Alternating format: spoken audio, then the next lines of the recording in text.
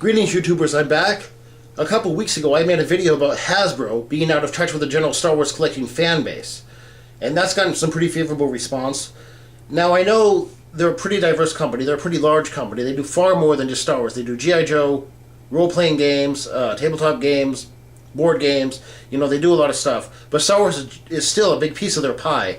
And a lot of collectors out there agree with me that they are out of touch. I've broken it down into 3 areas. Now, you may argue there are more and less, and feel free to tell me or make a video response, but the 3 I've broken it down into are: they don't know who their customer base is, they don't know what their customer base wants, and they don't know how to get stuff to their customer base.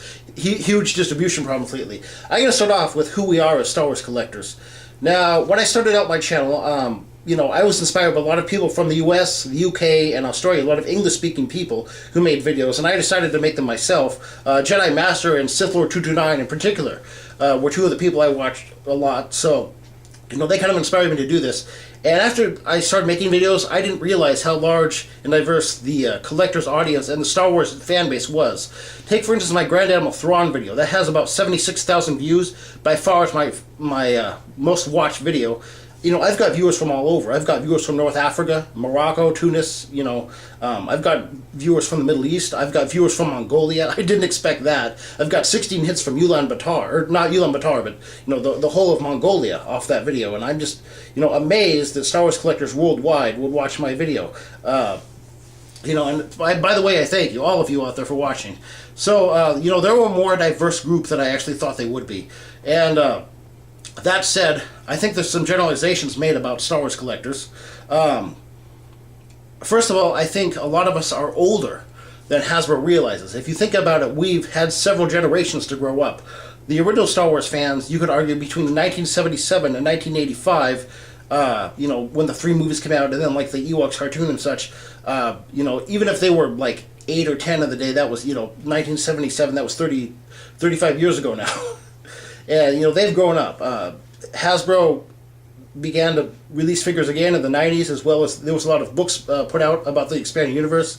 You know, the Timothy Zahn Grand Admiral Thrawn trilogy was over 20 years ago. So if you got into Star Wars off of that's 20 years. You know, the prequels were released, I believe it was 99, episode 1 came out, and even if you were like an 8-year-old kid then, you know, that's like 13 years ago.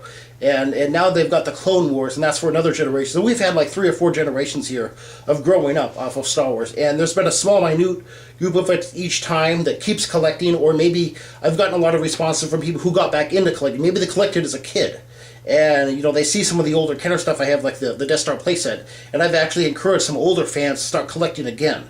So a lot of us are repeat collectors. A lot of us are older than Hasbro thinks, and I think in a lot of ways they're still trying to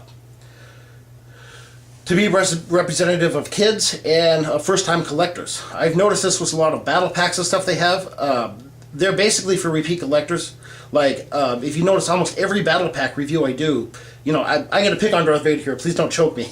But Darth Vader comes with a lot of stuff, and, you know, there's a lot of cool battle packs, and their comic packs and stuff came out as well as in the 30th Film Legacy, and I was discouraged from getting them because I already had several Darth Vaders as it was. Or not just Darth Vader, like a main character, like, you know, I don't know, like Han in the vest, or Chewbacca or something. We've all got, you know, we've all got base figures. We've all got Chewbacca, Han, we've got probably some form of R2-D2, probably Luke in the Jedi outfit from Episode 6, and Darth Vader, you know, but they keep releasing these figures again and again, in battle packs and multi-packs, and, you know, so I don't think we're as the repeat collectors they think we are, or the new time collectors. I've seen a lot of you, you know, with your videos in the background, you have your entire Star Wars collection. I'm bad about that, as you can see, but, you know, we're repeat collectors with Hasbro, and we have the base figures. So I don't think they realize that about this, as well as the age.